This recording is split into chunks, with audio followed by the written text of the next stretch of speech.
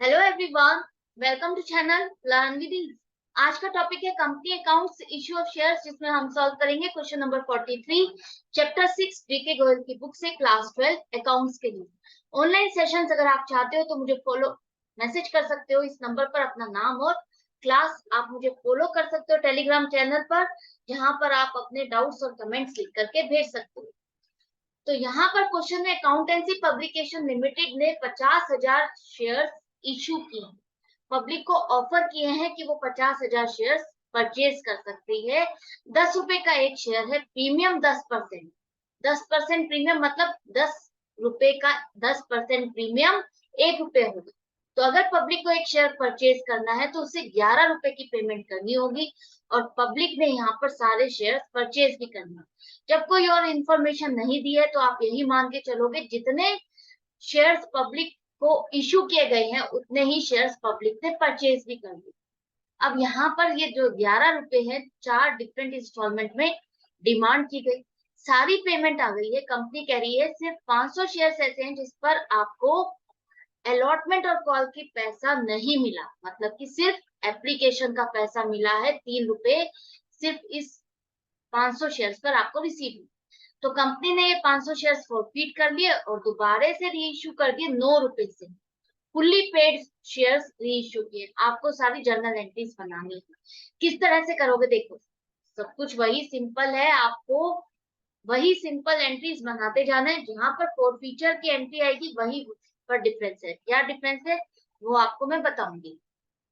सबसे पहले बैंक में पैसा जमा हो रहा है, एप्लीकेशन दे रिसीव करोगे तभी तो आपको पता चलेगा कौन परचेज कर रहा है, कितने लोग इंटरेस्टेड हैं। तो सबसे पहले आप बैंक में पैसा जमा होता है उसी के हिसाब से ही आप अलॉटमेंट का सोचोगे। तो फर्स्ट एंट्री आपकी बनेगी बैंक की। बैंक अकाउंट डेबिट हुआ, जिसको परचेज करने वो एप्लीकेशन का पैसा जमा करेगा 3 रुपए। 3 रुपए के हिसाब से वो कितने शेयर परचेज करना चाहता है, बैंक पे पैसा जमा होता गया। 50,000 शेयर के लिए आपके पास पैसा जमा हो गया 1.5 लाख रुपए। और ये आपका first installment equity share application से रिलेटेड है, तो उसी अकाउंट को आप क्रेडिट करो। आपको पता है शेयर कैपिटल, जो भी आपका शेयर से पैसा आता है वो आप शेयर कैपिटल में डालते हो। तो ये शेयर कैपिटल का फर्स्ट इंस्टॉलमेंट है शेयर एप्लीकेशन। और 1.5 लाख रुपए अगर आपने रिसीव कर लिए तो ये आपका शेयर कैपिटल से रिलेटेड है, तो उसी अकाउंट में ट्रांसफर कर दो। तो इक्विटी शेयर एप्लीकेशन अकाउंट आपका क्लोज हो जाएगा, आप इसको डेबिट कर दो 1.5 लाख से। और इसका पैसा जहां जाना चाहिए उसी अकाउंट में आप इसको डाल दो। 1.5 लाख रुपए को शेयर कैपिटल अकाउंट में ट्रांसफर कर दो, क्रेडिट कर। एप्लीकेशन वाला अकाउंट आपका क्लोज हो गया, इसका कोई और रोल नहीं है। इसका था पर्पस आपका पैसा कलेक्ट करना और ट्रांसफर करना। ये हो गया, इंस्टॉलमेंट थी, फर्स्ट इंस्टॉलमेंट आपको रिसीव हो गई, खत्म हो गई। सेकेंड इंस्टॉलमेंट अब आपकी अलॉटमेंट की है, जिसको बारे में आपको पता है, लोगों ने परचेज कर लिए हैं। और अब आपको सेकंड इंस्टॉलमेंट की डिमांड करनी है उनसे। कितने रुपए की, 4 रुपए की डिमांड करनी है। और 4 रुपए के हिसाब से अब आपके पास कितना पैसा आपको लेना है पब्लिक से, उतने की अब आप ड्यू की एंट्री बनाओ। तो इक्विटी शेयर अलॉटमेंट अकाउंट आप डेबिट करो, नई इंस्टॉलमेंट नया अकाउंट खोलोगे। Equity share allotment account debit, 4 रुपए के हिसाब से 50,000 शेयर पर 2 लाख रुपए बनेंगे। यही है ना। जब पब्लिक आपके पैसे जमा करेगी, इंस्टॉलमेंट तो आपने 4 रुपए की बनाई है ना, चाहे इसमें 1 रुपया प्रीमियम का है, लेकिन पब्लिक आपको जब जमा करेगी वो 4 रुपए ही जमा करेगी। अलग अलग पैसा करके जमा नहीं करेगी कि ये प्रीमियम का पैसा है, ये कैपिटल का पैसा है। वो तो आपको 4 रुपए के हिसाब से जमा करेगी। तो हमने इंस्टॉलमेंट का अकाउंट भी 2 लाख रुपए से ही डेबिट किया है। एक ही इंस्टॉलमेंट का अकाउंट खोलोगे, equity share allotment account 2 lakh. Segregate कहाँ करते हो आप, जो फेस वैल्यू से रिलेटेड है वो आप शेयर कैपिटल में डालोगे। 3 रुपए आपका शेयर कैपिटल से रिलेटेड है, 1.5 लाख रुपए। और जो प्रीमियम का पैसा है वो 1 रुपया आप सिक्योरिटीज प्रीमियम अकाउंट में क्रेडिट करोगे, 50,000। ये पैसा पब्लिक से ड्यू है, अभी आपको लेना है, लेकिन आप मान चुके हो कि ये पैसा आ गया है और आपने इन दोनों अकाउंट में ये पैसा ट्रांसफर भी कर दिया।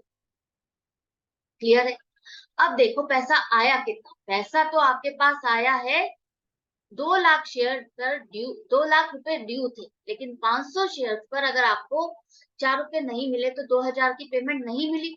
तो 1,98,000 आपको बैलेंस रिसीव हो गया। बैंक में पैसा आपका 4 रुपए के हिसाब से जमा हो गया 1,98,000, जो कि आपका इक्विटी शेयर अलॉटमेंट से रिलेटेड था। आपने उसी अकाउंट को क्रेडिट कर दिया, जितना पैसा आया उतने से ही आपने क्रेडिट कर दिया।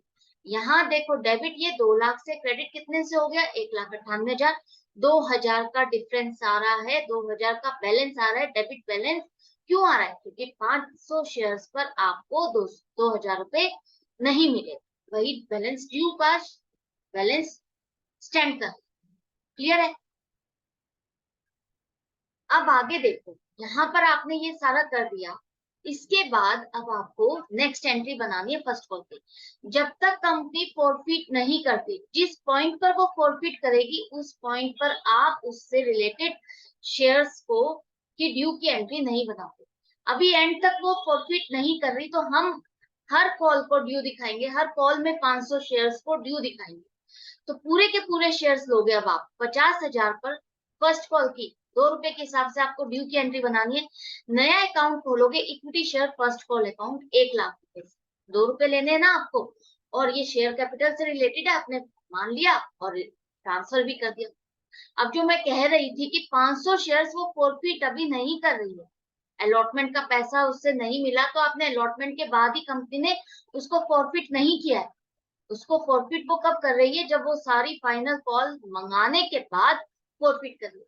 तो जब जिस पॉइंट पर वो फॉरफिट करती है उस पॉइंट पर हम उसको कैंसिल मानते हैं, और तब से उससे कॉल की पैसा नहीं मंगाएंगे। जैसा कि मान लो अगर अलॉटमेंट के बाद ही ये लिखा होता है यहाँ पर कि कंपनी ने ये शेयर्स फॉरफिट कर लिए, तो जब हम फर्स्ट कॉल के ड्यू की एंट्री बनाते ना, तो ड्यू की एंट्री हम 49,500 शेयर्स की ही बनाते। 500 शेयर्स हमारे लिए वो नील हो चुके थे, हमने उनको नील मान लिया। लेकिन अभी ऐसा कुछ भी नहीं हुआ, ये एक्स्ट्रा मैं आपको समझा रही हूँ।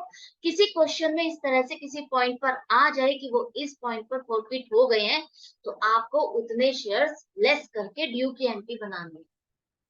तो यहाँ पर ड्यू की एंट्री आपकी 1,00,000 रुपए की बन गई। अब पैसा आपको कितना मिला? वही आपको 500 शेयर्स पर नहीं पैसा मिला, 1,000 रुपए की पेमेंट नहीं मिल रही है आपको। 500 शेयर्स पर 2 रुपए के हिसाब से 1,000 की पेमेंट नहीं मिली, तो बैंक अकाउंट आपका डेबिट हो गया 99,000 से। फर्स्ट कॉल का अकाउंट आप क्रेडिट करो, जितना पैसा मिला 99,000। 1,00,000 से आपने डेबिट किया, 99,000 से क्रेडिट किया, 1,000 रुपए का डिफरेंस आ रहा है। क्यों आ रहा है? क्योंकि जो ड्यू आपने 1,000 पर शो 500 शेयर्स पर शो किया था 1,000 रुपए, वो आपको बैलेंस नहीं रिसीव हुआ, और वही बैलेंस आपका शो हो रहा है ड्यू में, एज इट इज स्टैंड कर रहा है। क्लियर है? नेक्स्ट है अब आपकी second call, second and final call, वो भी 2 रुपए की है। नया अकाउंट खोलो, नए अमाउंट की ड्यू की एंट्री डालो। 500 शेयर्स, 500 शेयर से ये 50,000 गलती से लिख दिया मैंने। 500 शेयर से 500 शेयर्स पर आपको, सॉरी 50,000 शेयर्स के, 50,000 शेयर्स पर आपको 2 रुपए लेने हैं। 2 रुपए के हिसाब से आपको कितने आएंगे? 1,00,000 रुपए। और इक्विटी शेयर कैपिटल अकाउंट में भी आपने 1,00,000 रुपए ट्रांसफर कर दिए, ये मान के कि ये पैसा आ गया। क्लियर है? 50,000 शेयर्स हैं जिस पर आपको 2 रुपए मिलने हैं।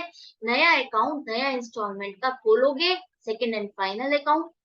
1,00,000 रुपए अब आपको पब्लिक से लेना है, और ये आपका शेयर कैपिटल से रिलेटेड है, आपने ट्रांसफर कर। मिला कितना? वही 500 शेयर्स जिस पर आपको 1,000 रुपए नहीं मिले, 99,000 रुपए मिले हैं। बैंक अकाउंट आपका डेबिट हो गया 99,000 से। Equity share second and final call 99,000 से ही आपने क्रेडिट किया। ये डेबिट है 1,00,000, 99,000 से क्रेडिट। 1,000 का डिफरेंस क्यों आ रहा है? 500 शेयर पर आपको 2 रुपए नहीं मिले, वही बैलेंस स्टैंड कर रहा है, ड्यू का पैसा उसको नहीं मिला।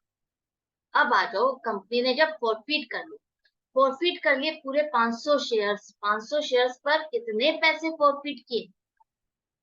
आपने कितना कितना पैसा ट्रांसफर किया है? शेयर कैपिटल अकाउंट में आपने 10 रुपए के हिसाब से आपने क्रेडिट कर चुके हो, ये मान के कि उससे पैसा आ गया है। लेकिन पैसा नहीं आया, तो अब आप ये शेयर कैंसिल कर रहे हो, अलॉट नहीं कर रहे हो, तो 10 रुपए के हिसाब से 500 शेयर्स पर शेयर कैपिटल 5,000 से आप डेबिट कर दोगे।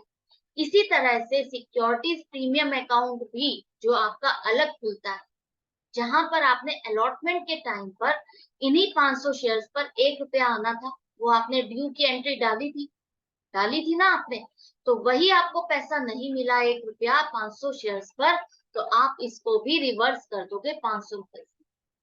वहां पर आपको कितना पैसा मिला? वहां पर आपको मिला 50,000 की आपने ड्यू की एंट्री दिखाई थी, 50,000 में से 49,500 मिले, 500 रुपए अभी भी ड्यू का स्टैंड कर रहा था, जिसे अब आपने यहाँ पर कैंसिल कर दिया, डेबिट कर दिया। तो बैलेंस कितना रह जाएगा सिक्योरिटीज प्रीमियम अकाउंट में? 49,500 रुपए। इतना ही आना चाहिए ना, 500 पर तो आपको 1 रुपया मिला ही नहीं। ये हो गया। अब आपके देखो यहाँ पर 500 शेयर्स पर आपको कितना पैसा मिल चुका है? सिर्फ एप्लीकेशन का पैसा मिला था 1500 रुपए, वो आप फॉरफिट कर रहे हो, उसको रिफंड नहीं कर रहे, तो फॉरफिटेड शेयर अकाउंट में आपने इसको 1500 रुपए से क्रेडिट कर दिया। अब किस किस अलॉटमेंट पर, किस किस इंस्टॉलमेंट पर आपको पैसा नहीं मिला? उन सभी कॉल्स पर जितना पैसा आपको नहीं मिला, उसके हिसाब से आप उन अकाउंट को क्रेडिट कर दोगे। तो इक्विटी शेयर अलॉटमेंट पर आपको 4 रुपए नहीं मिले, 2000 आपका स्टैंड कर रहा था, इसको क्रेडिट कर दो, खत्म हो गया। फर्स्ट कॉल पर भी आपको 1000 रुपए नहीं मिले, ड्यू का बैलेंस स्टैंड कर रहा था, अब ये मिलने की कोई उम्मीद नहीं है, तो आप इनको क्रेडिट कर दो। इसी तरह से फाइनल कॉल पर भी 1000 रुपए आपको नहीं मिले, इसको भी रिवर्स कर दो, आपको नहीं मिले। अब आपने ये फॉरफिट कर दिए, सारा हिसाब किताब हो गया। 5,500 शेयर्स पर 5500 रुपए आने थे, 5500 रुपए में से कितना पैसा आपको मिला था वो आपने फॉरफिट कर लिया, और जो नहीं मिला उन अकाउंट्स को आपने फाइनली क्लोज कर दिया। अब 500 शेयर्स को कंपनी ने रीइश्यू किया, 9 रुपए के हिसाब से, 9 रुपए के हिसाब से रीइश्यू किया है। फुल्ली पेड, क्या लिखा है? Fully paid. फुल्ली पेड का मतलब क्या है? इसका मतलब है जो फेस वैल्यू है उतने पर वो मान के चल रही है कि इतने पर वो इशू कर रही है, मतलब कि अपना 10 रुपए का सामान 9 रुपए में बेच रही है। आप इसका मतलब समझो, दोबारा से समझो। यहाँ पर फुल्ली पेड का मतलब सिर्फ फेस वैल्यू से रिलेटेड है, प्रीमियम की अमाउंट आप यहाँ पर नहीं लेके चलोगे। और फुल्ली पेड का मतलब है फुल्ली पेड वाले शेयर 9 रुपए में दे रहे हैं, फुल्ली पेड वाला शेयर 10 रुपए वाला शेयर अब आप पब्लिक को 9 रुपए में ऑफर कर रहे हो, 10 रुपए वाली चीज अपनी 9 रुपए में बेच रहे हैं, तो आपके पास बेचने पर 4500 रुपए आए। फुल्ली पेड शो करना है अब आपको, आपने अपना सामान जिसकी वैल्यू आपकी 5,000 रुपए है, तो आप 5,000 से ही दिखाओगे। आपने इसको खरीदा, जो सामान आपका होता है, आप अगर उसे नुकसान में भी बेचते हो तो वैल्यू तो उसकी उतनी ही रहेगी, 5,000 रुपए की इसकी वैल्यू है। आपने इसको 4500 में बेचा, 500 रुपए का जो नुकसान है इसे आप अपनी बुक्स में डालोगे या किससे एडजस्ट करोगे वो देखो। ये आप अमाउंट एडजस्ट करोगे पहले वाले शेयर होल्डर से, जो आपके पास पैसा आ चुका है 1500 रुपए, उस गेन में से इस 500 को एडजस्ट कर दोगे, डेबिट कर दोगे। तो यहाँ 3 रुपए आपको हर शेयर पे मिला हुआ है, 1 रुपए का आपको लॉस आ रहा है, तो 1 रुपया 3 रुपए में से यूज कर लो, 2 रुपए अभी भी आपके बचे हैं। तो फॉरफिटेड शेयर अकाउंट को 1 रुपए के हिसाब से आप डेबिट कर दो, 500 रुपए आपने यूज कर लिए। अब बाकी का पैसा कितना बचा? 500 शेयर फॉरफिट किए, 500 ही शेयर आपने रीइश्यू कर दिए, तो ये फाइनल हो चुका है केस। इन शेयर्स को अब आपको दोबारा कुछ नहीं करना, ये फाइनली गेन बचा है, जो पैसा इन फॉरफिटेड शेयर्स पर बच गया। तो कितना पैसा बचा? 3 में से 1 रुपया आपने यूज कर दिया, 2 रुपए अभी भी बचे हैं, जिसे आप कैपिटल रिजर्व में फाइनली ट्रांसफर कर दोगे, और ये फॉरफिटेड शेयर अकाउंट आपका क्लोज हो जाएगा। तो फॉरफिटेड शेयर अकाउंट आप डेबिट करो 1000 रुपए से, बैलेंस ट्रांसफर हो गया कैपिटल रिजर्व में, क्लोज हो गया। फाइनली ये क्वेश्चन भी आपका कंप्लीट हो गया। आई होप आपको अच्छे से समझ में आ गया। प्रीमियम वाला अगर क्वेश्चन है, शेयर अगर आपने प्रीमियम पर इश्यू किए हैं और वो पैसा अगर आपको रिसीव नहीं हुआ, तो वो एंट्री भी आप रिवर्स करोगे। प्रीमियम की अगर आपने ड्यू में डाली और वो पैसा आपको नहीं मिला, तो वो आप रिवर्स करोगे। और जब री इश्यू करते हो तो आप देखो, वो फुल्ली पेड लिख रहा है, फुल्ली पेड का मतलब है फेस वैल्यू, उसे आपने प्रीमियम पर इश्यू नहीं किया, तो आप फुल्ली पेड का मतलब है फेस वैल्यू पर ही उसकी कैलकुलेशन करके एंट्रीज बनाओ। तो मिलती हूँ नेक्स्ट वीडियो में नेक्स्ट क्वेश्चन के साथ, लेकिन आपको अपनी प्रैक्टिस जारी रखनी है। डाउट और कमेंट के लिए, कंफ्यूजन के लिए कमेंट सेक्शन है, जहां पर आप लिख करके भेज सकते हो। लाइक का बटन प्रेस करो अगर अच्छा लग रहा है, समझ में आ रहा है। Good bye and take